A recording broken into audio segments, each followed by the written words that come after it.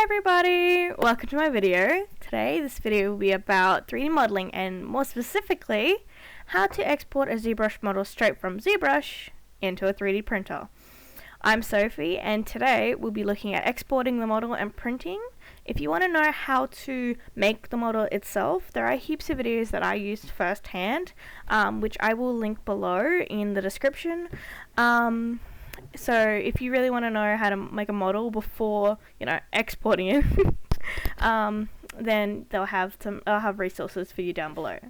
So let's get started, shall we?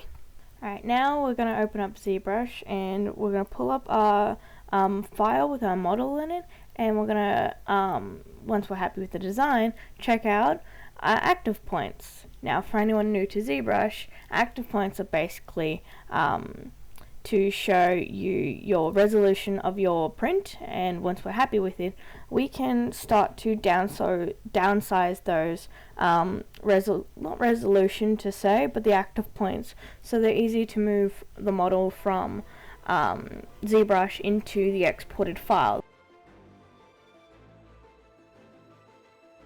that we're going to want later on. Alright, so now we're going to go to Z plugin, which is at the top of your screen near the right side, and we're going to click on that, and then we're going to go to Decimation Master, and we're going to click on Pre-Process. What Pre-Process Current? What Pre-Processing Current's going to do is run through all your active points and just count them all up. Real simple. Okay, after pre-processing is done, then we're going to pre-process all, and then once that's done and all fixed up, then we're going to go and we're going to pre-process all, and then that should all just be your prep work before you actually click on decimate, which will actually make all your active points much smaller but keep your model roughly the same quality. If you go any lower and it starts looking blocky, you can just undo that with your Control Z, or you just move the orange bar to the left if you don't like how blocky it looks. But it should, if you do it once, look what you want it to be with less active points. Alright, so now once our model is still looking good and we haven't messed things up, then we're going to put our model on a 90-degree angle where the face in the right top corner has got the busk of the bottom of the model facing us. So when we put this into a 3D print program, it's not going to look upside down or sideways or on an angle, which is something we don't want, because if you're adding in supports, or really depending on your model, it could get pretty interesting the way it's going to print, especially if the lines are coming out on an angle instead of going up and down in a straight line. So now what we're going to want to print or look at into making is a platform for our characters, so they can stand in certain tabletop games like D&D. When making the platform, you're going to want to keep in mind to make little divots and inside your platform itself, and little outlets to fit into the divots on your model. So you have something to fit in your base and to keep it in steady instead of just straight super glue. Now, spoiler alert, because you're printing on such a small item and I'm not used to printing on bases, they might not show up depending on the model you use. So ultimately, just making a flat base and super gluing your model is the best way to go. So essentially, you can make divots, but that's only if your 3D print program will actually print it through. So be warned, that is the situation that can arise, and that is what happened with me.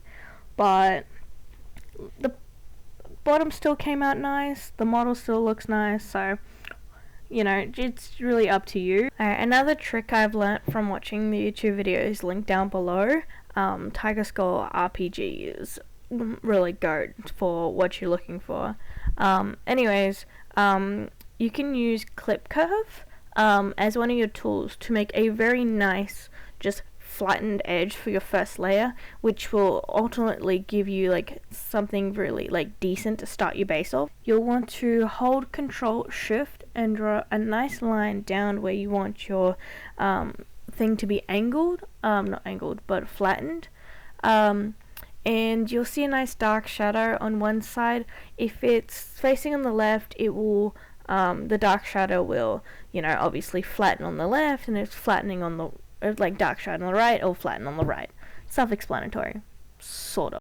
Here's a quick demonstration on how to do clip cut. So if you just want to watch that real quick, that will explain how to use it. If not, then skip to the next part.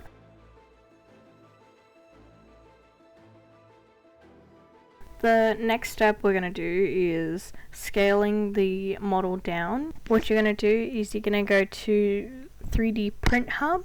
You're going to go click on the millimeters. You're going to put in 30 because that's the size of a D&D figurine, and you're going to put that in and update the size, which will automatically go to the closest size, which is 30, which works perfectly for a figurine.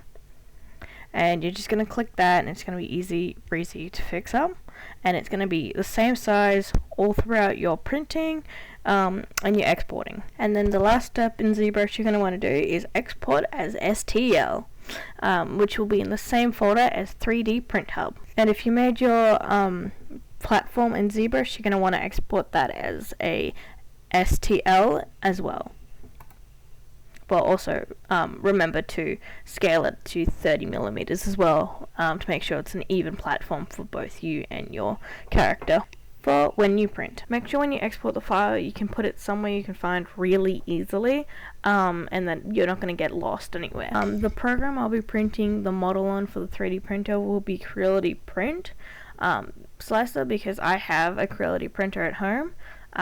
You can use other programs. I also use Lightsheet, but I'll only be showcasing how to use Creality for today's video. So now you're going to want to open up Creality Print and obviously import your model into Creality. It should work as normal like any other import export, so you don't have to worry about doing anything fancy. Once you've got your model in there, you're going to want to go to the middle of your screen and you're going to want to click on supports. Then also you're then going to click on auto for your supports, because not only does Creality auto make supports, it's also going to help your model not, I don't know, break apart. So that's very helpful for you if you want this thing to stay nice and sturdy while it's printing. Once you've dragged your file into Creality Printer, you've added support. Now you're going to go is to preview. You're going to click print plate, but you're going to click on the arrow on the right side of it. You're going to go to export plate, and you're going to export it as G-code. Make sure you name it properly, and you've officially exported your print. And hooray! You've now exported your Zbrush file into your 3D. And that's the end of the video, folks. Thank you for sticking around, and now you've learnt your new skill.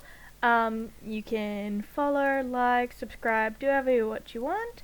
If you want to stick around to the very, very end, you can watch a just a live edit of me doing the print itself in real time, obviously sped up so it's not too long, but if you want to watch that you can. If not, have fun. See you guys next time.